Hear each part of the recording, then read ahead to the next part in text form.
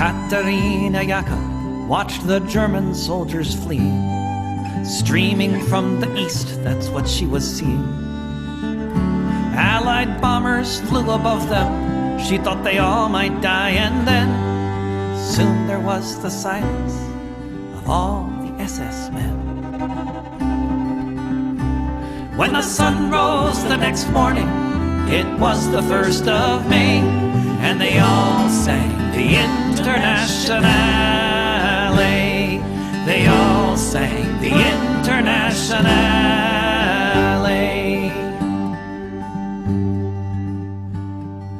Katerina Jaka saw red flags flapping in the breeze above the Russian tanks, and she fell upon her knees. And so many different voices in so many different tongues sang the most beautiful song that could ever have been sung. In German, Lithuanian, in Polish and in Dutch, a myriad of melodies has never had been such. In Russian and in Yiddish, Italian and French, emerging from the forests beneath the trench. When the sun rose the next morning, it was the 1st of May, and they all sang the Internationale. When the sun rose the next morning, it was the 1st of May, and they all sang the Internationale. They all sang the Internationale. Völker hört die Signale auf zum letzten Gefecht. Die Internationale erkämpft das Menschenrecht. Völker hört die Signale auf zum letzten Gefecht. Die Internationale erkämpft das Menschenrecht.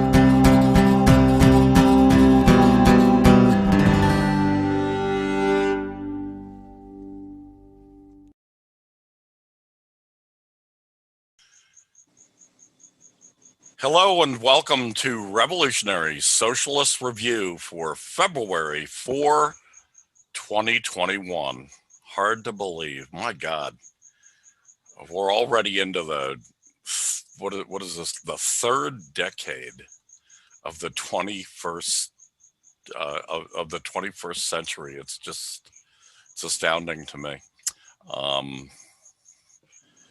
guess it shows how old I am too. Anyway, let me introduce ourselves. First of all, my name is Chris Driscoll, and along with me is Rainer Shea. We are the duo that brings you the Revolutionary Socialist Review, basically a review of major happenings in the socialist working class and of news that affects us, ideas, major articles that are published, including occasionally some by me, and much more often a whole slew of them by Rainer, who is prolific as a Marxist-Leninist journalist and writer. So, with that, Rainer Shea, how are you? Oh, hello. This is something like a couple weeks into the Biden administration, and already we're seeing certain trends develop. I'm going to be talking about the Biden administration's policies on Somalia and how this reflects the strategy the new Secretary of State Antony Blinken has laid out for creating what's essentially slimmed down U.S. exceptionalism, where the war machine is going to intensify its bombings and drone strikes in certain areas. will drawing down troops in other areas and presenting this as proof that Biden is ending the endless wars. And it's all so much disingenuousness and deception and diversion, and we need to expose it. Yeah, definitely. So we will be looking forward to that. That'll be a little bit later. But actually, the first thing we talk about here will kind of set the stage for that. Presidents Xi of China and Putin of the Russian Federation make the case for a win-win versus zero sum. And the win-win, of course, is the strategy, the proposals being brought by Presidents Xi and Putin, and the zero sum, you lose, the capitalist class wins, is brought to you by the Western capitalist class, led by the American empire. This article is by Pepe Escobar. Pepe, I've mentioned him occasionally in the past. He does some really good stuff. He's originally from Brazil, but he's all over the world. God only knows where he is right now. He doesn't actually say in this article, but it is this comes to us via the greenvillepost.com. However, it was first posted in Asia Times, which I think is Pepe's major outlet there, the Asia Times. Pretty good online newspaper. Anyway, what he's talking about, actually, I've already talked about this last week, and that is the Davos Economic Forum. And Davos is in Switzerland, I believe. It's a city in Switzerland. And it happens once a year, and all the big movers and shakers from industry, from bourgeois politics, from the major imperial states, and bourgeois intellectuals, people who are hired to do the thinking for the capitalists. Those three categories mostly, plus slews of journalists. They get together in this Davos Economic Forum once a year, and some pretty heavy hitters give speeches there, give talks, or whatever you want to call it, kind of like TED Talks, I guess, if people have ever seen the TED Talks. And they're aimed at their audience, which are the capitalists and the toadies who hang on to the capitalists, who are indebted to and do the work of, do the bidding of the capitalists. And it's just a one of the major forums. There are others that allows these capitalists to get together with the people who do their thinking for them, and with the politicians who execute that thinking for them. Anyway, as I mentioned last week, President Xi's speech to Davos and President Putin's speech to Davos, I thought they were really, really important. Pepe Escobar goes even farther. He basically, he says some stuff here that I was astounded by. He says, predictably, the two really crucial events at Davos received minimal or non-existent coverage across the wobbly West. I like that, the wobbly West. You let that absorb, the wobbly West. The speech is by President Xi and President Putin. Geez, we've got a really low flying jet above us. It's must be a military jet doing exercises over the valley. Predictably, the two really crucial, well, that's what I already just said. He says, we have already highlighted Xi's essentials.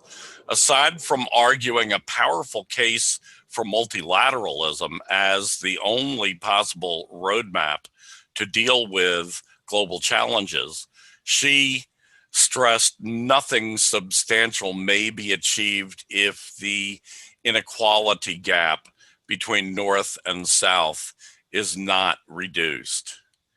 In the best in-depth analysis of Putin's extraordinary speech, hands down, was provided by Rostislav Ishenko, whom I had the pleasure to meet in Moscow in 2018. I meaning Pepe Escobar. Ishenko stresses how, in terms of scale and impact on historical processes, this is steeper than the battles of Stalingrad and Kursk combined. The speech, he adds, was totally unexpected, as much as Putin's stunning intervention at the Munich Security Conference in 2007, the crushing defeat imposed on Georgia in 2008, and the return of Crimea in 2014. Wow. That means this is really, really important. And I have to kind of agree now that I've had some time to absorb what these guys have really said. Putin went into the terrible situation the whole world went through in the 1930s with the Great Depression, and the inability and unwillingness to find substantive solutions to problems like this in the 20th century led to the World War II catastrophe. And that was juxtaposed with a common sense warning: the necessity of preventing the takeover of global policy by big tech, something, Rainer, that you have been emphasizing recently, which are de facto competing with states. He's Pepe.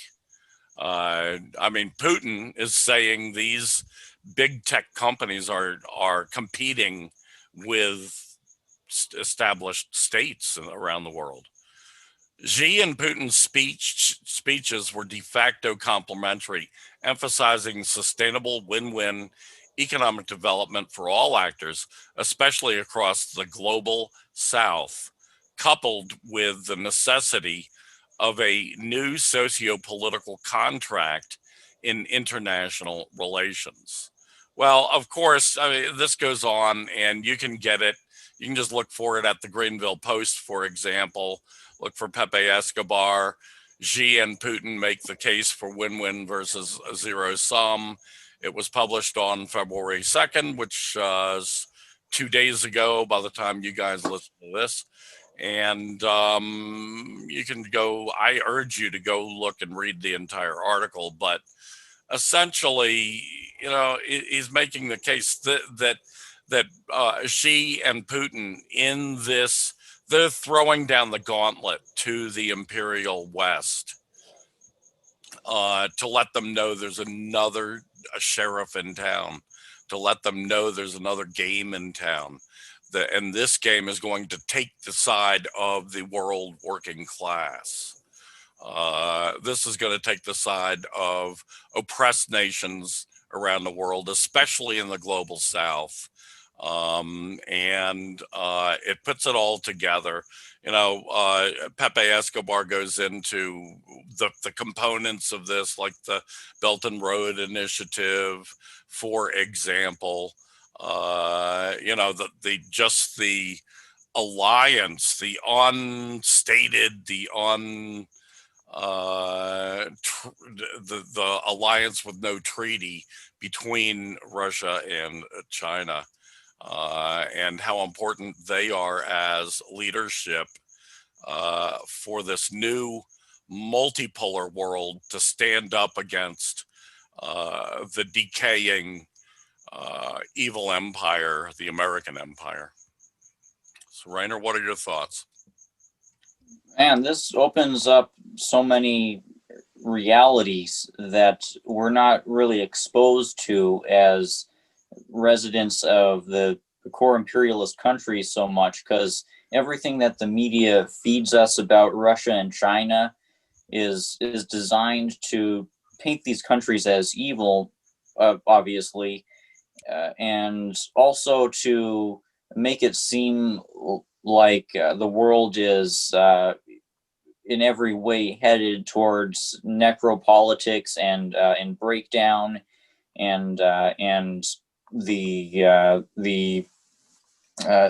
and a bleakness that perfectly reflects the bleak world which imperialist neoliberalism is creating. I feel like as Americans, I don't consider America a nation really, but as Americans, we're isolated in this Potemkin nation that's perpetually trying to convince us that Washington and NATO are the world's only hopes, and that neoliberalism is the best system possible. And they do this with censorship of anti-imperialist voices. They do this with perpetual demonizations of the Russian and Chinese governments.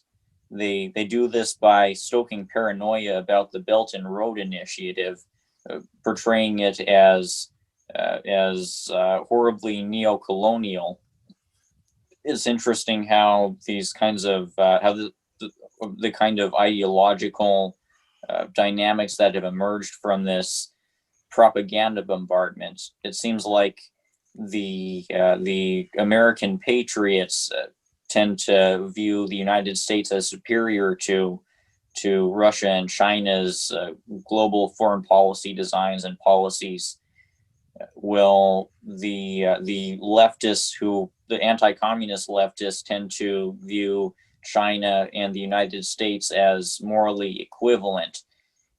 Both of these positions reinforce the nihilistic, defeatist attitude that the U.S. ruling class hegemony seeks to instill within the masses. And it's information like what you just mentioned that can shake people out of this enforced sense of apathy, this enforced sense of bleakness, this feeling that since there's no that since the geopolitical rivals are all moral equivalents, there's no point in fighting the imperialist propaganda, in challenging the ideological hegemony that sustains this internal tyranny of U.S. imperialism.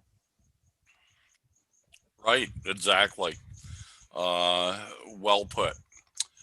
Okay, moving right along, because you said you want to move right along, so that's what we're going to do tonight, and hopefully that suits everyone else's purposes as well. Topic number 2. This basically comes from the Party of Socialism and Liberation, a statement that they have put out. Biden in office, capitalists in power. You just mentioned, Rainer, some of this just in our introduction here. But I just want to read you a few of the paragraphs from this statement. I think it says it pretty well. Others have said it as well. So this is certainly not a unique perspective to the PSL, the Party of Socialism and Liberation. I'd say it's pretty ubiquitous among all Marxist-Leninists, this outlook. But they say today, just as has happened every 4 years since 1789, an avowed defender of the wealth and power of the ruling elite has been sworn into office as president of the United States. While a great many people are understandably relieved that Donald Trump is leaving the White House, Joe Biden's inauguration on its own will do nothing to remedy the urgent crisis facing the working class, and will do nothing to rein in the destructive role of the U.S. war machine abroad. Despite, I personally would point out, despite the fact that Biden is now the commander in chief of the U.S. military. In other words, he is the dictator over the military. What he says goes. He can do practically anything he wants to if he can get the money for it. And Congress has been traditionally slavish in giving the president whatever money they ask for in that regard. Back to the statement. Having spent almost his entire life as a member of the political elite, Biden has accumulated a clear track record as a reactionary politician at the service of Wall Street and the Pentagon.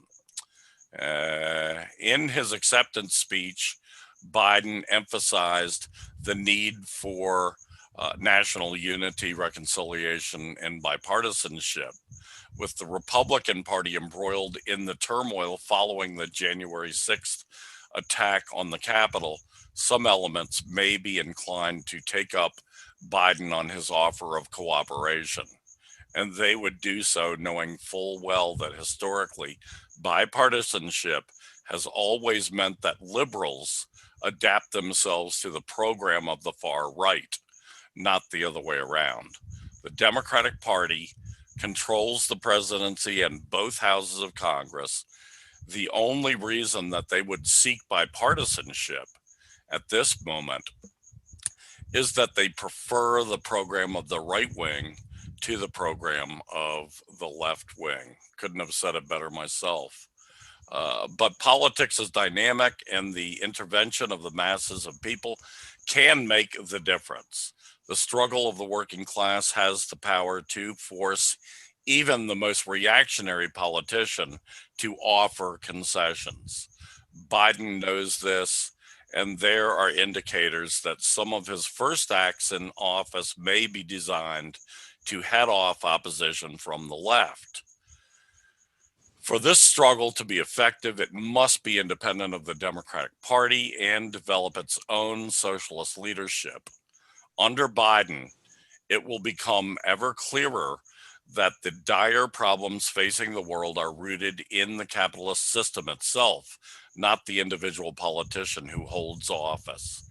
It will become ever clearer that revolution and the complete reorganization of society is the only way out of the multiple intensifying crises of capitalism. The Party for Socialism and Liberation will redouble its efforts towards this end. Well, don't agree with everything that they say here. I think they're a little bit too, as they typically are. I've had words with Brian Becker, one of the founders of the PSL, about this on many occasions, but they do tend to be overly, let's say, accommodating to the liberal wing of the capitalist class and its toady politicians, and I see some of that in this statement. But overall, they're giving you exactly the clear route forward, which is don't rely on Biden. I'd also disagree with the idea that they state here that Biden or that the most right-wing politician can be pushed into concessions.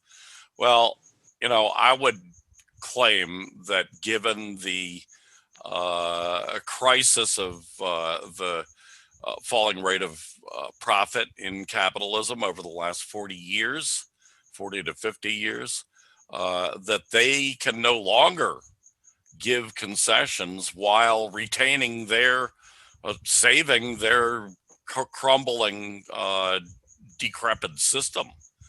It's essential for them that their crumbling, decrepit system give up no more that will dig into already low profits. That's their problem. But in any case, it is true that we should push towards this, towards reforms, towards concessions, demand them, because the working class looks at that, and the working class sees that's reasonable. Those communists are, they're demanding reasonable things. They're suggesting that we demand reasonable solutions to our problems. What's with this government and this state that are not accommodating, that are not conceding on these points? So anyway, what are your thoughts, Rainer?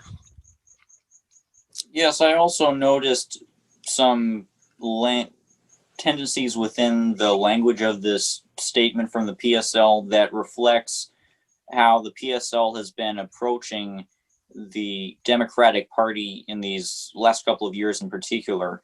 We know how the PSL last year, they considered conditionally supporting Sanders should he have won. If I've got that right, that's the impression that I got. I would just say that they correct me if I'm wrong. I would just say that they conditionally supported Sanders in his. Oh, I'd eliminate all those qualifiers. Other than that, they said that they're giving him critical support, and that's what critical support means. So it wasn't considering doing that; they did it. And so did Workers' World Party. So too did Workers' World Party, out of which the PSL came like 20 years ago or so, in a split. There are tendencies towards this kind of thing within many communist parties within the U.S. The Communist Party USA has infamously had a habit of lending support to the Democratic nominees, and the Revolutionary Communist Party outright endorsed Biden. And I'm looking at these trends, and I'm wondering why is there this tendency to concede to the Democratic Party, whether this involves the election season or post-election rhetoric like what we just saw. I mean, I'm not trying to vilify the PSL. I think the PSL has done potentially the most work among any other modern communist party in the U.S., and they're really being proactive about what they're doing, and they have a good line on China. But there's also this contradiction within these general Marxist institutions in this country of lending, of conceding in certain ways to the liberal establishment. And I think this has to do with a kind of reaction among their leadership to the nature of our conditions. This is the core of global imperialism, and petty bourgeois reformism is the rule that leftists in this country have to they almost are forced to participate in it in order to gain significant clout. You're an election boycott advocate, and you tend to try to stay outside of electoral politics entirely, but the PSL has made the strategic choice to run candidates, and there's all these messy contradictions that are present when you're trying to build a Marxist movement in the United States. So you come up against things like this, and at certain points you have to wonder what is the best way to phrase this so that I don't come off as alienating to the people who I'm trying to win over. As sectarian. And I guess for as long as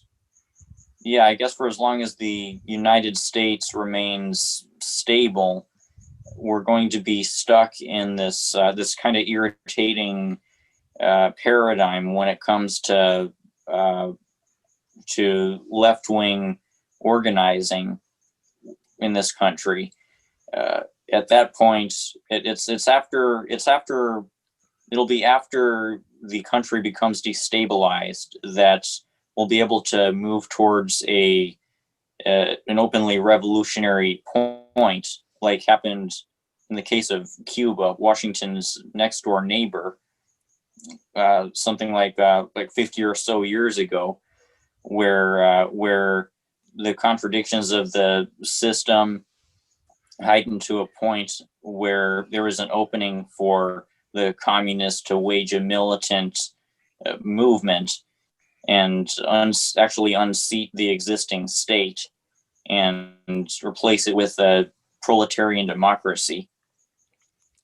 Yeah, well, this conundrum you raise, it's certainly not unique to the PSL or to the Workers' World Party, which has the exact same thing. And it's long-standing. It's not something they just came up with right now. In fact, it is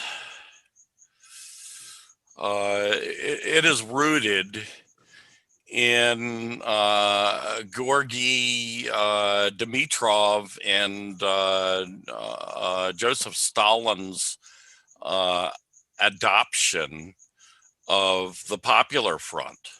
This is the Popular Front. And the Popular Front was adopted by the Communist Party of America. I guess they called it back then. It's called the Communist Party USA now. It's the same organization, same politics. In the Communist Party, since the 1936 election, which was a crucial election, as it was the re-election of FDR, and it allowed for FDR to maneuver the United States into World War II.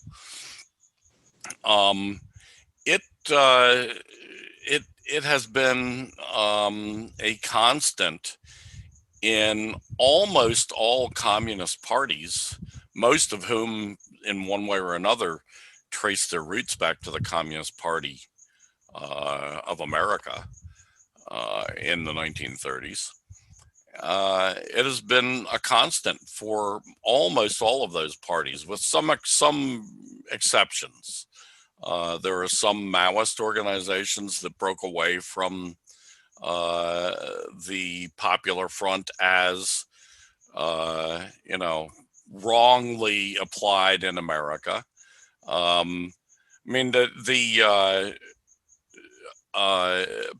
A Popular Front can work if it is an advantage to the working class. Like in China, for instance, China has a Popular Front government. Still to this day, they have a government that includes 8 political parties. And of those 8 political parties, I think like 6 of them are avowedly capitalist political parties. However, the Chinese Communist, the Communist Party of China, dominates overwhelmingly over all those others. So there was never, ever any threat that any of these other political parties would drag the Communist Party of China down into the gutter of this kind of class collaborationist politics that ends up subsuming the working class into the Democrat Party, into a capitalist political party. That's what has occurred. And there's nothing at all new about this. It has been going on since 1936. 1935 is when the Comintern, the Communist International, adopted this program of class collaboration. And it's been applied in different ways in different parts of the world. Some, especially in the third world, where an alliance with the comprador capitalists, the indigenous capitalists, is essential to defeating imperialism. Sometimes you can make a case for that, like the Sandinistas in 1979 in Nicaragua, for instance, had that kind of a popular front, and it led to a successful revolution, a revolutionary overthrow of the part of the indigenous capitalist class that was aligned with American imperialism. So in other words, it liberated Nicaragua from imperialism. So, but as you say, we need to walk a fine line here, walk the tightrope, so to speak, between being sectarian and offensive. This does not mean that we do not look towards these brother and sister political organizations like the PSL, like even the Communist Party, or even the DSA, for that matter, the Social Democrats, who have the same exact approach as well, of subsuming themselves into the Democrat Party. We want to be open to the idea that we can work with all these other forces around common interests, while at the same time retaining our right to be independent politically and to be independent political thinkers when it comes to retaining authentic Marxism-Leninism. And I'll guarantee you can never, ever find a case where Lenin agreed with the idea of popular front. Lenin always urged the idea of a united front. That is, a front between workers' organizations, not between workers' organizations and capitalist organizations. So with that, moving right along, I guess it's good that tonight we only have 6 points, because we're already absorbing quite a lot of time with just these first couple of points. But let's see. And anyway, also to conclude on the PSL statement, it was a very good statement, and people should go to the PSL website, which is, I believe it's called pslweb.org, and find this statement. Is prominently placed on that website, and take a look there. Topic number 3, the U.S. military's plans to bring the war home. This is something, Rainer, that you've been speaking about quite a bit over the last couple of years, really, especially over the last year that I can recall. I'm not great at remembering exact timings like that, but yeah, take it away. I've written an article that's like over 4,000 words long, and that extensively quotes military reports from over the last 20 years or so. And it explains how the U.S. military and its adjacent think tanks aim to suppress a class revolt when it inevitably appears within the United States in the coming several decades. And by a class revolt, I mean more than a mass protest movement. I mean more than riots. I mean an attempt at a people's war, like the one that resulted in a socialist revolution so close to the United States over in Cuba. The U.S. empire fears that this is an eventuality. It fears that that as a result of the perpetuation of neoliberalism, in reaction to what you described about how there's been a falling rate of profit and how the ruling class has to perpetuate this austerity paradigm, eventually it's going to result in a people's war. And when the people's war appears, the military is going to have to be ready to crack down, more than crack down, actually domestically invade the United States and create a situation that it seems like it's going to somewhat resemble, in many ways resemble, what Israel has done to pacify Gaza's deeply impoverished population. A U.S. Army War College report from 2016 that I extensively quote in my article even outlines a plan for invading large cities like Los Angeles. Los Angeles is actually one of the many cities that the report mentions by name in its list of places that that the U.S. could invade in the coming decades.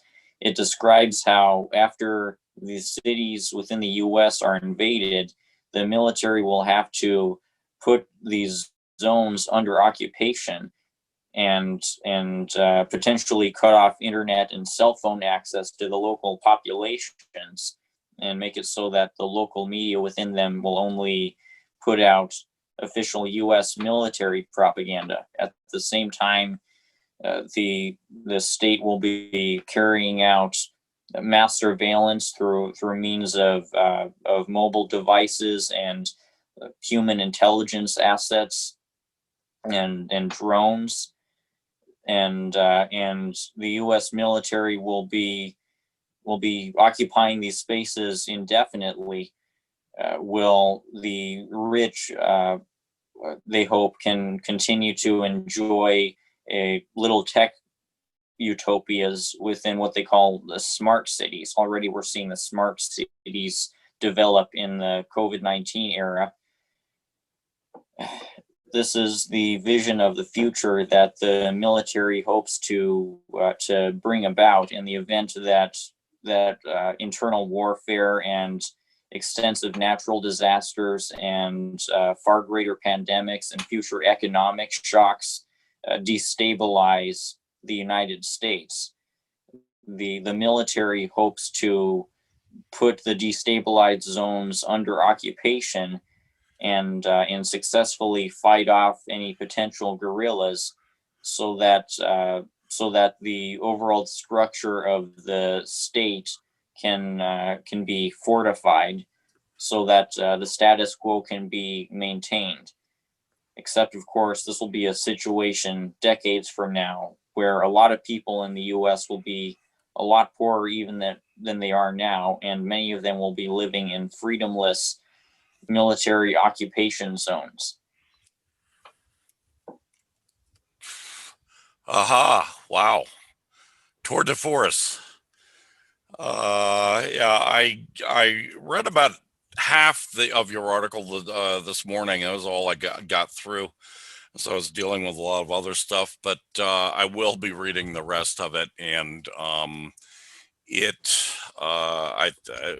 have to say it's an essential article for people to read, especially people in the left, people in the communist and socialist left, people in the major movements for social change, the anti-war movement, et cetera, and definitely really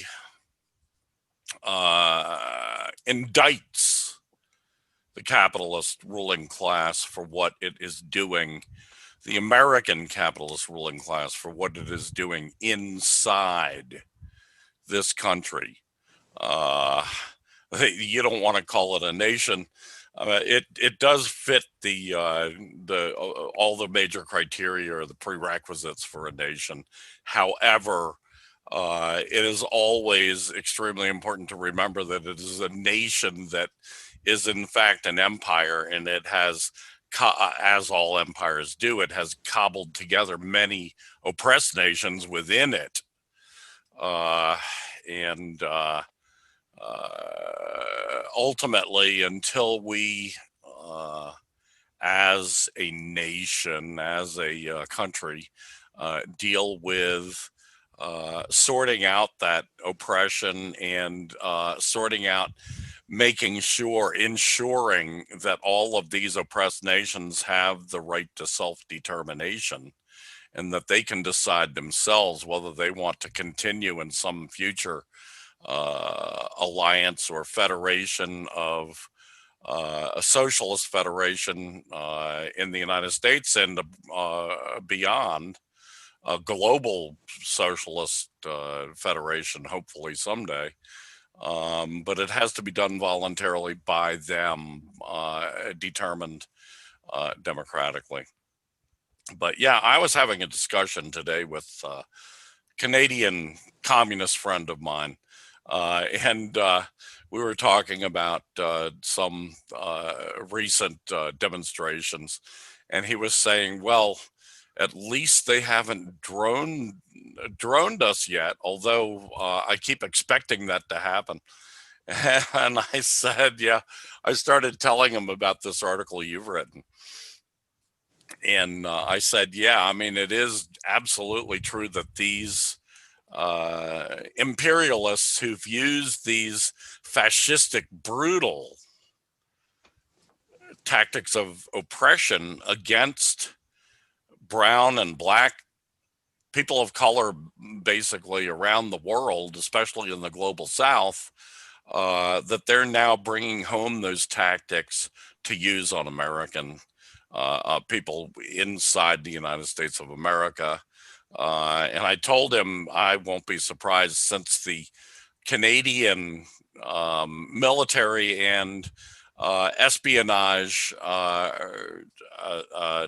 regime is so closely aligned, actually probably more like controlled by the United States of America, by the capitalist ruling class in America.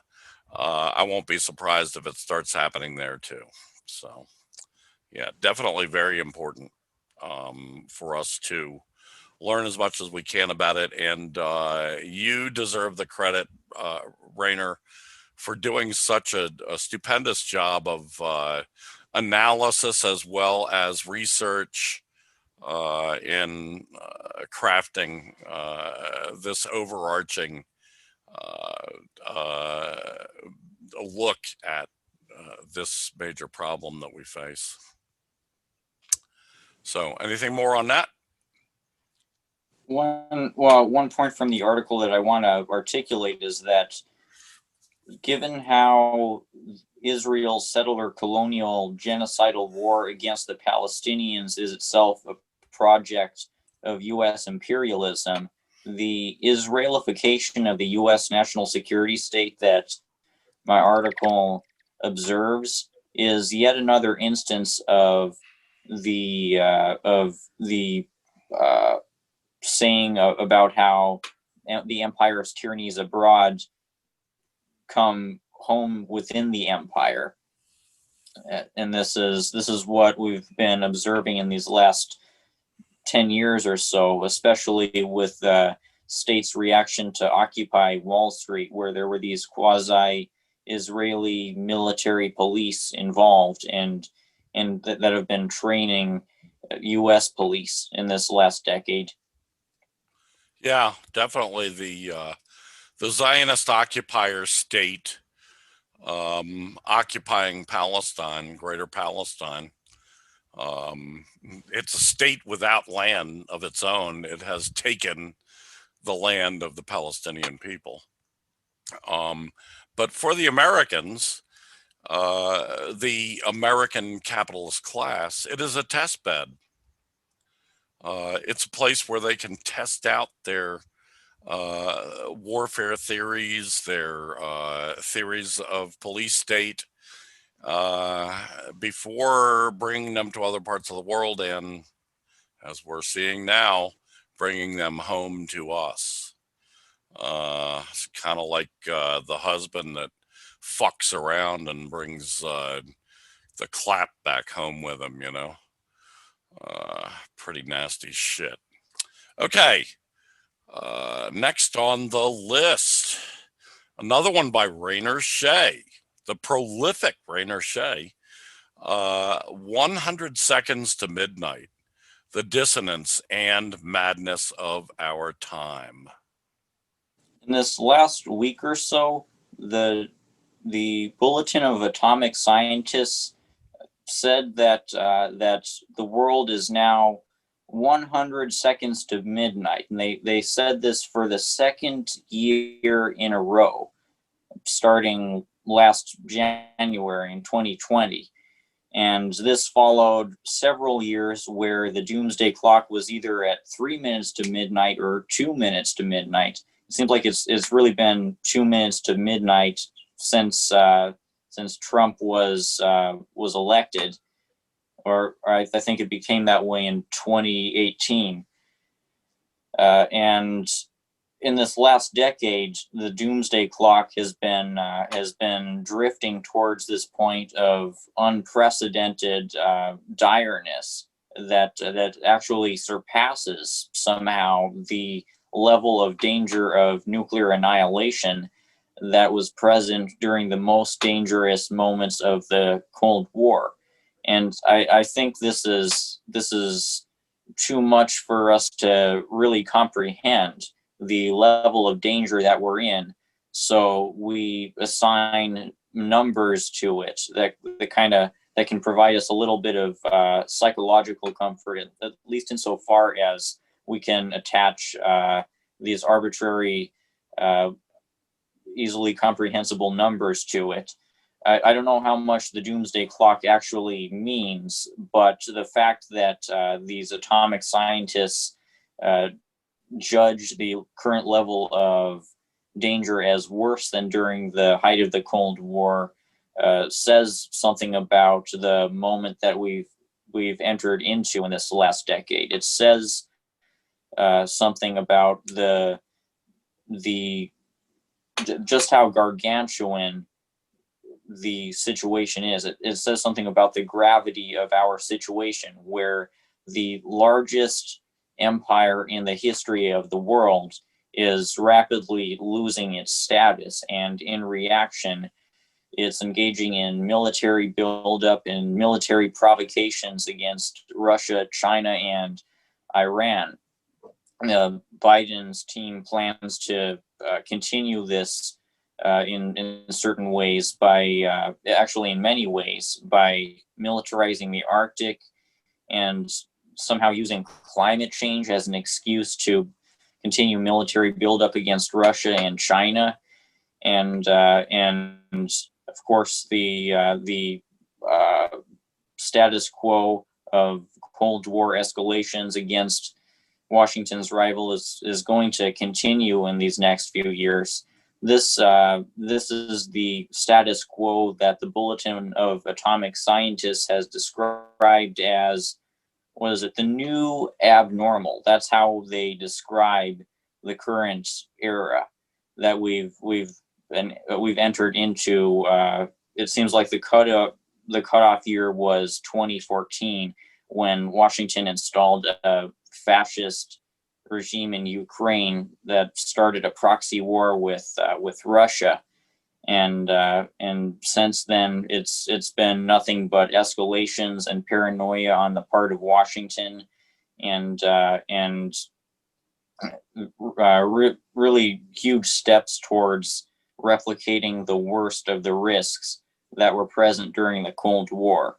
There's also been a sabotage of arms treaties on the part of Donald Trump that's igniting a nuclear arms race more dangerous than during the Cold War.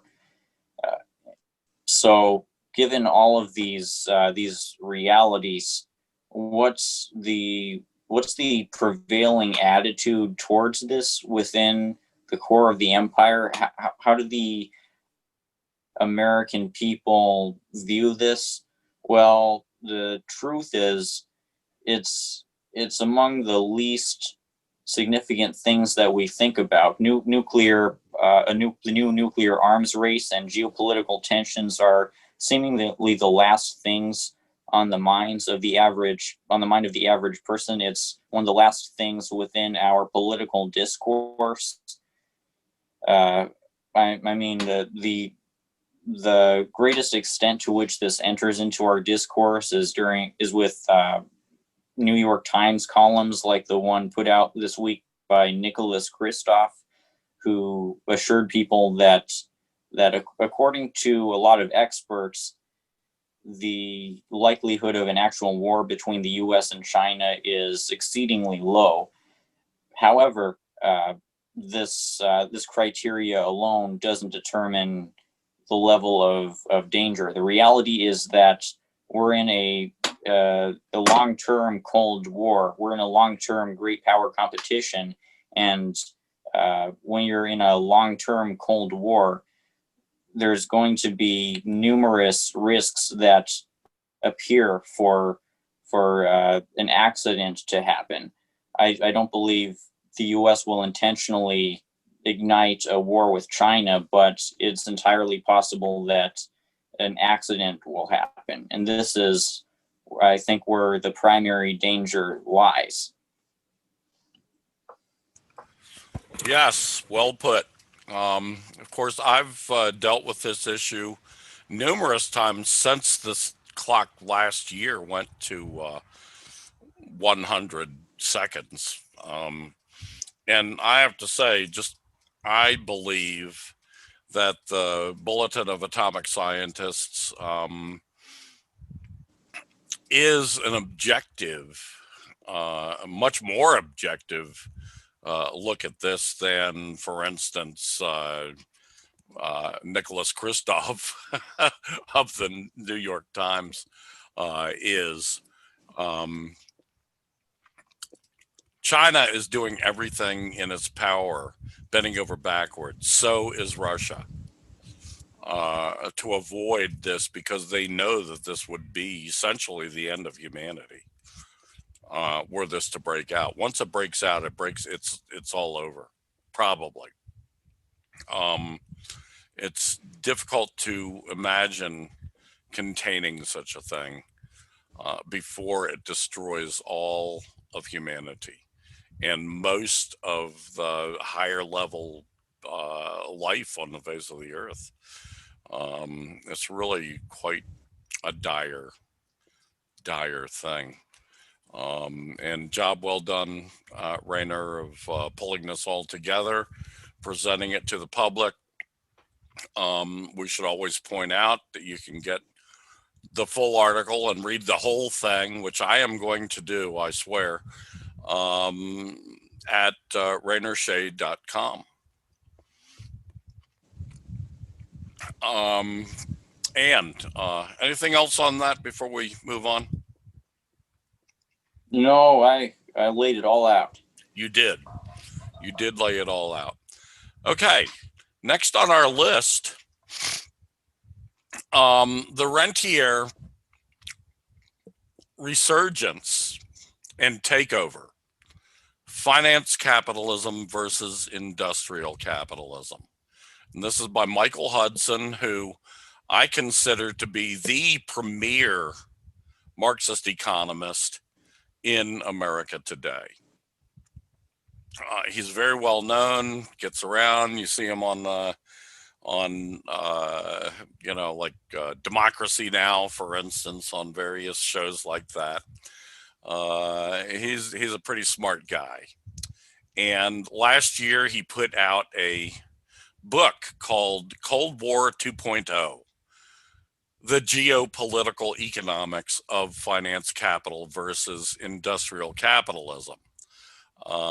So look around, your favorite bookstore or whatever, your favorite online book establishment. I'm not going to name no names, but it's called Cold War 2.0, the geopolitical economics of finance capitalism versus industrial capitalism. And he brings up here in this book and also in this article, which is based on the first, I believe, 2 chapters of that book from last year. He brings up this enormous change that we've been seeing in capitalism in America and in much of the imperialist cosmopolitan countries, they call them, the imperialist countries, of which America is the hegemon, the leader, the undisputed dictator to all the others. And that is that America is progressively moving towards a finance capitalism, rentier capitalism model, and away from an industrial capitalism model. Now, Marx, in his magnus opus, Capital Volumes 1, 2, and 3, dealt with the reality, with the existence of these 2 forms of capitalism. One being productive, it produces stuff, it produces things that people need, produces commodities, the way he put it, it's producing commodities. That is industrial capitalism. And finance capitalism, which has its roots in feudalism. And Hudson points out here, he says, Marx and many of his less radical contemporary reformers saw the historical role of industrial capitalism as being a clear away, being too clear away the legacy of feudalism. The landlords, bankers, and monopolists extracting economic rent without producing real value. But that reform movement failed. Today, the finance, insurance, and real estate fire sector, it's called the fire sector, has regained control of government, creating neo-rentier economies. The aim of this post-industrial finance capital is the opposite of that of industrial capitalism as known in the 19th century economists. It seeks wealth primarily through the extraction of economic rent, not industrial capital formation. Tax favoritism for real estate, privatization of oil and mineral extraction, banking and infrastructure monopolies add to the cost of living and of doing business. Labor is being exploited increasingly by bank debt, student debt, credit card debt, while housing and other prices are inflated on credit, leaving less income to spend on goods and services as economies suffer debt deflation. And he goes on here. I want to just urge people to seek out this article. It's in, let's see, where the hell did I get this? Let me see a sec here. Let me move over here. It is just a second here. You can find this at michael-hudson.com. So it's like at the top of the list on Michael Hudson's personal website, michael-hudson.com. So you can find it there. And yeah, I mean, this is the reason that Marx thought of capitalism in his time as having been a progressive step forward for humanity, because capitalism, dominated by industrial capitalism, in other words, capitalism that creates valuable stuff, creates things that people need and use and absolutely have to have, that sector of the capitalist economy would eventually displace, remove rentier capitalism, finance capitalism, in other words. But the exact opposite has happened progressively more and more over the last century, especially since the onset of the age of imperialism, which is usually pegged at the year 1898. But it's an arbitrary thing. You could find examples of imperialism long, long before that, certainly colonialism, and long, long after that. But this, I think, is an important thing because it shows part of the degeneration, part of the reason that one of the reasons, I guess you'd say, that the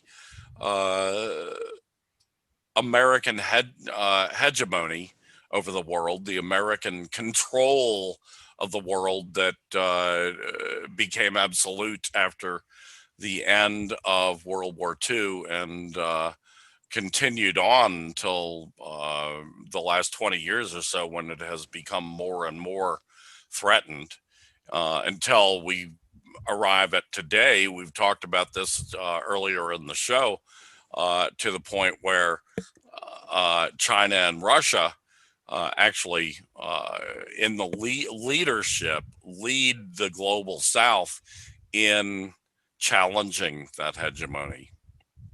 And we think that they have a pretty good chance of success in that challenge. So, very important article. I have not yet gotten the book, Cold War 2.0, the geopolitical economics of finance capital versus industrial capitalism.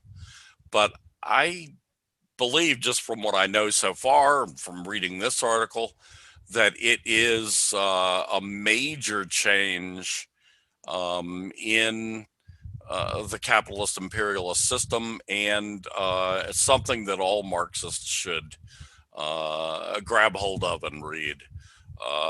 Kudos to Michael Hudson on that one. Rainer, back to you. You have brought up some things that truly fascinate me, because you speak to a trend within how capitalism has been evolving, where initially it was a force that was expanding economic growth and adding on to society, and that was the benefit of the rise of bourgeois society, and it's been how the system has been able to create a material base for mass support for the system, and how the system really has been able to gain perceived credibility. Like the narrative around capitalism is that it's the system that creates great pillars of civilization, that it's the system that can build, that can bring humanity into a grand new age. And at this point, we're at a stage where the system is really just eating itself. There's still some expansion and production and industrial growth in some areas, but so much of how our economy works, so much of how wealth is produced, is that it's this sad self-destructive situation where these poor and working class people are having so much of their money siphoned off to these opportunistic hedge fund managers, bankers, oligarchs. Now in the recent decades, it's increasingly been tech plutocrats who've capitalized off of surveillance capitalism, which of course does not produce material goods in the way that 19th century capitalism does. It's just people addicted to screens looking at ads that give revenue for the tech oligarchs. And these are the contradictions within the system that keep piling up, where there's this vast deficiency of industrial power. This ties in with the fact that over the last half century, so much of the U.S. economy has become deindustrialized. So much of this wealth has been outsourced to lower paying countries, or replaced with means for producing wealth for the capitalists that don't involve producing more material goods, but rather engaging in petty theft against the working class on a mass scale.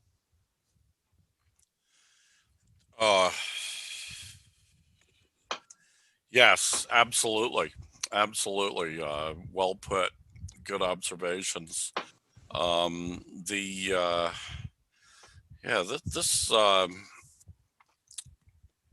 It's incredible to me. You bring up the tech industry, and of course, as a journalist, I covered the tech industry, basically the software industry, some hardware as well. But other than the hardware that they produce, the actual computers, which is a very small part of the industry, the tech industry is a service industry. It's not a commodity producing industry. Software, for instance, what is software? It's a service. It's a set of instructions to your computer, and they sell this set of instructions. In other words, they're selling you information about what to do with your computer. They're selling you a service. There's no commodity in that. There's no tangible some ideas is what they sell. Well, those ideas are important or essential, but they shouldn't be dominating large parts of the world, which is what they do now. It's turning things upside down, and of course, it's all aimed, as you've pointed out several times in recent months.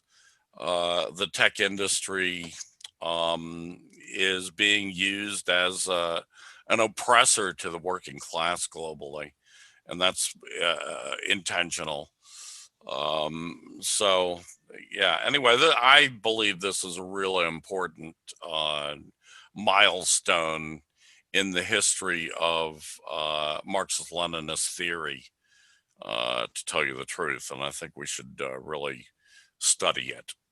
So as I said, you can get this at the Michael-Hudson.com website. Just look up Michael, just do a online search for Michael Hudson. Really, it'll come up. Very important economists in the world today. Now, finally, our last topic of the night, topic number 6. When will the war paradigm come home? Paradigm come to blow back at the U.S. empire? This is the question Rainer Shea asks in one of his most recent articles.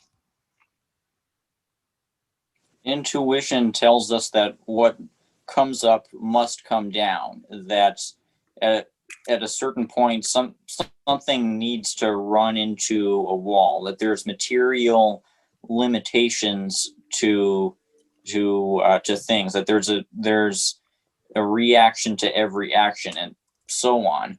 And what to make of this when the U.S. empire has been doing everything it can, or doing so many things to try to defy this law of nature. It's unnatural what U.S. imperialism has been trying to do in these last 20 years since the war on terror got going, and since Washington began perpetually expanding its global military operations. Obama bombed two more countries than Bush did, and he engaged in far more drone strikes and bombings than Bush did. And Trump continued this trend of accelerating imperialist violence by bombs and drone strikes at far more frequent rates even than Obama did. And so far, the Biden administration has been carrying out drone strikes in Somalia at far faster rates even than the Trump administration did. And Biden's team plans to engage in even more military buildup against Russia and China. So at which point is this going to come to a head? At which point is this going to result in some sort of blowback for U.S. imperialism? Well, to a certain extent, it already has, because the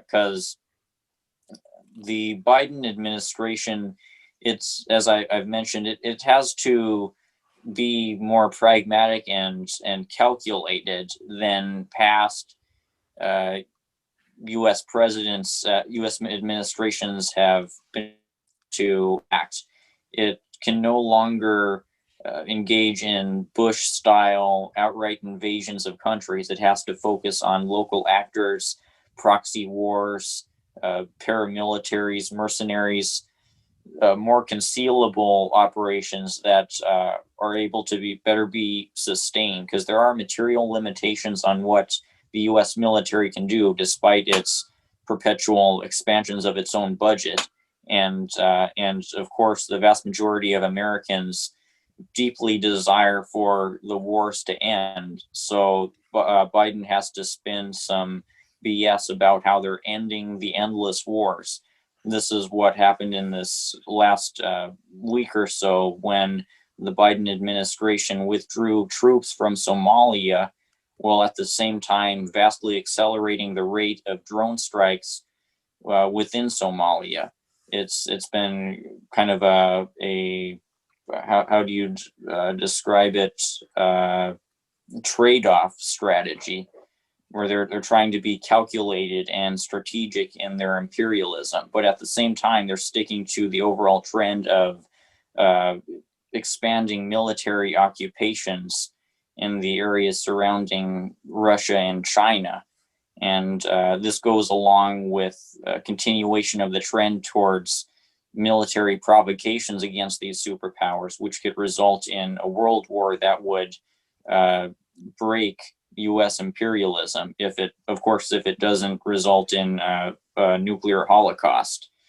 So there's all these risk factors. There's all these destabilizing factors that the U.S. empire is inevitably moving towards, despite the technocratic, calculated nature of the new administration and how they try to approach U.S. militarism. Yeah, wow. Well put. This is a wonderful article to end our discussion with. If this goes on, we'll end up with Skynet. Remember Skynet from the Terminator? Skynet takes over the world. I have a vague idea of what it's like. It seems to tie into everything we've been seeing since 9/11 in terms of the expansion of the surveillance state, and in terms of the integration of big tech within this surveillance state. Yeah. In this last year, with COVID-19 creating these openings for the tech industry to integrate its services into the infrastructure of the country, there's definitely an opening for an unprecedented mass surveillance state to be implemented, one that goes along with an unprecedented online censorship apparatus and propaganda apparatus.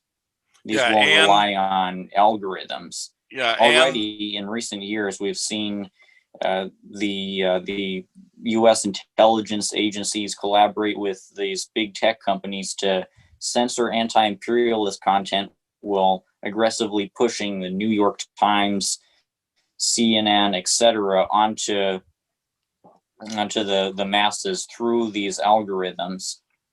yeah, and the full automation of war. That's what the drones are headed towards. The full automation of war, to the point where it could be done all with robots and computers.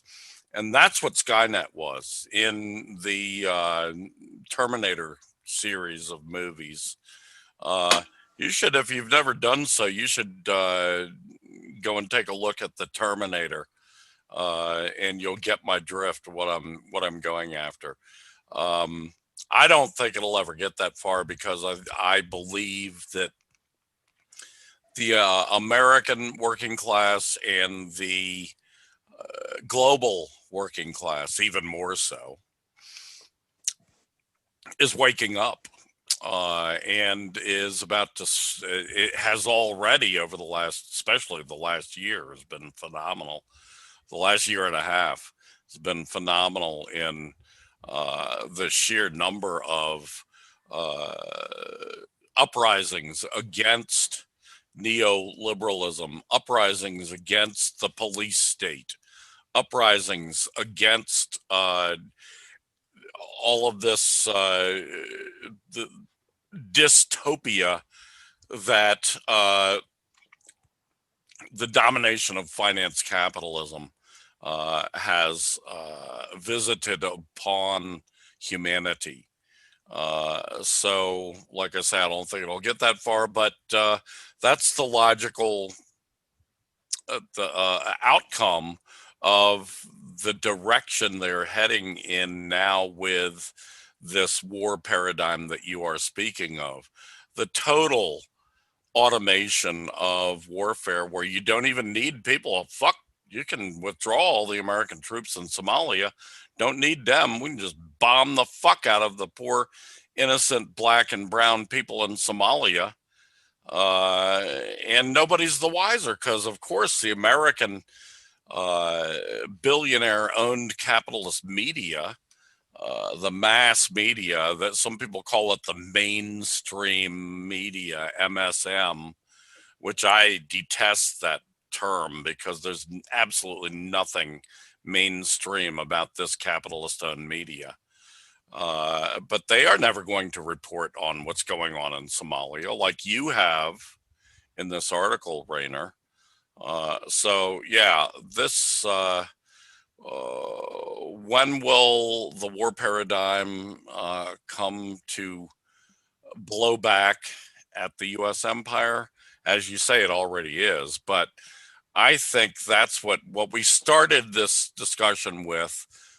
Xi and Putin leading the world in making the case for a win-win versus zero-sum world order.